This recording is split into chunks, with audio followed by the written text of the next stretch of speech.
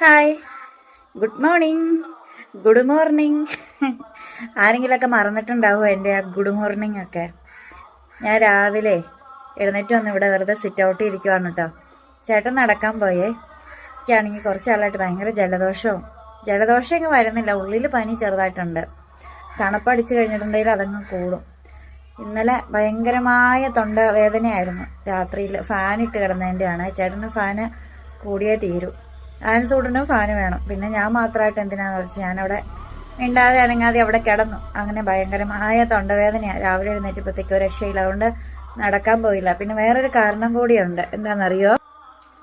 നോക്ക്, വീടിനകത്തു കൂടി മഞ്ഞാണ് കേട്ടോ.